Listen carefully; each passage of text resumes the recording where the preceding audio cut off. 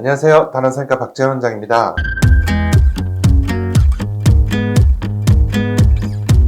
오늘은요, 포셉 슬립 방식이 어느 정도 발전을 했고 요즘에는 이 슬립 방식이 어떻게 변해가고 있는가, 트렌드의 짧은 내용 한번 말씀드릴까 합니다.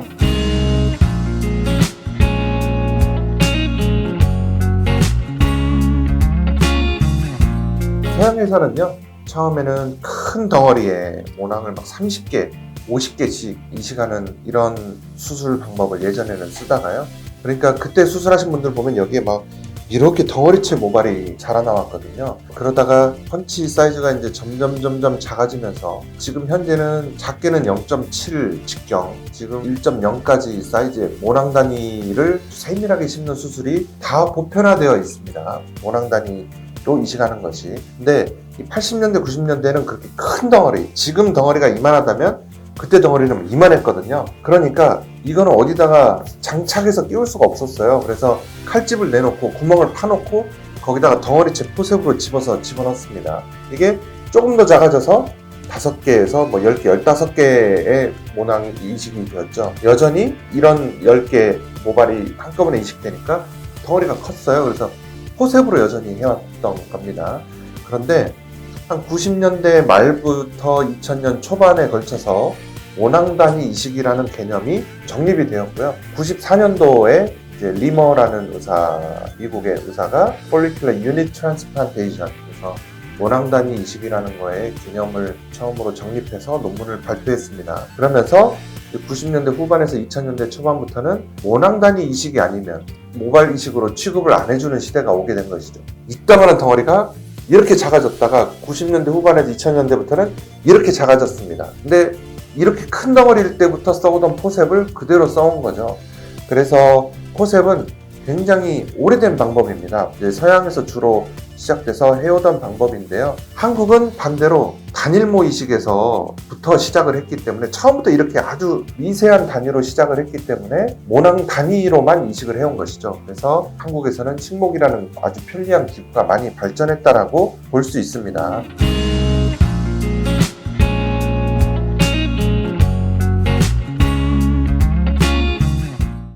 구독, 좋아요 눌러주세요.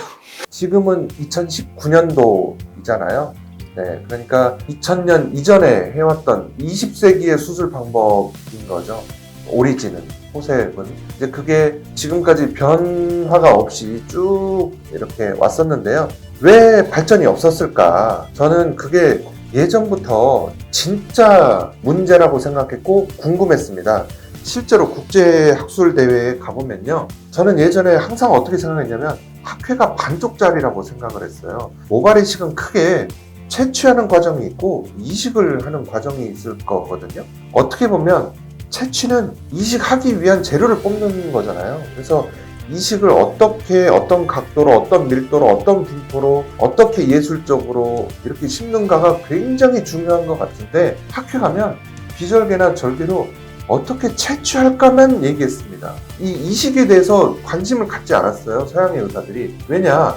자기가 하지 않았기 때문이죠, 많은 의사들이. 스텝들이 다 했으니까요. 포셉으로 의사는 구멍만 내놓고 많이 심었기 때문이거든요. 저나 다른 한국의 많은 의사 선생님들은 식목이나, 저는 이제 D&I 슬립도 하고 있고, 직접 심으니까 이런 데에서 기술의 혁신과 발전에 이제 수준 차이가 나기 시작한 거라고 저는 믿습니다.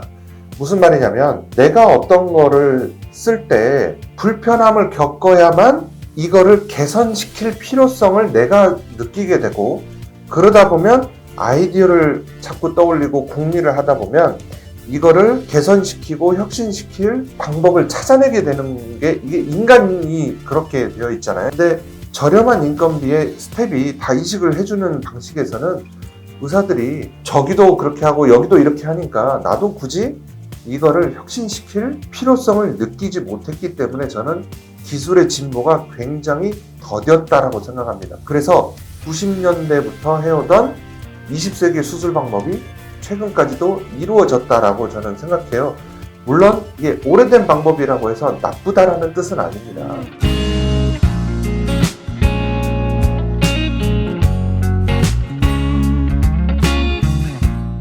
하지만 최근에 세계적인 경향은 어떻게 되고 있냐. 예전에 제가 반쪽 학회라고 극단적으로 느낄 정도로 채취만 하던 의사들이, 거기에 대해서만 얘기하던 의사들이 이제는 채취와 이식을 의사들이 다 해왔기 때문에 엄청난 진보를 해왔던 한국의 기술들을 해외에 많이 가져가게 된 것이죠. 그러면서 수년 전부터 심지어는 이제 식모기 같은 경우는 뭐 모발이식 분야의 슬리핑 뷰티, 잠자는 숲속의 공주였다라고 할 정도로 식모기의 재발견이 어마어마한 모발이식 분야의 혁신을 가져온 것으로 지금은 받아들여지고 있고, 글쎄 제가 보기에는 해외에서 모발이식 시장에 새로 진입하는 의사들은 식모기를 하는 의사들이 대부분이 아닌가라고 생각이 될 정도로, 뭐 아닌 경우도 있겠지만,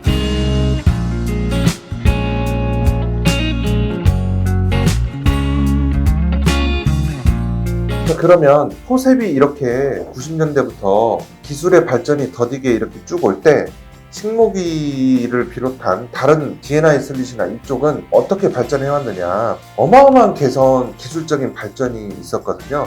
이런 식모기, D&I 슬릿, 킵 방식이라든지 킵이나 D&I를 결합한 기구도 나오고 있고요. 기술의 진보가 지금 어마어마하게 빨리 이루어지고 있거든요.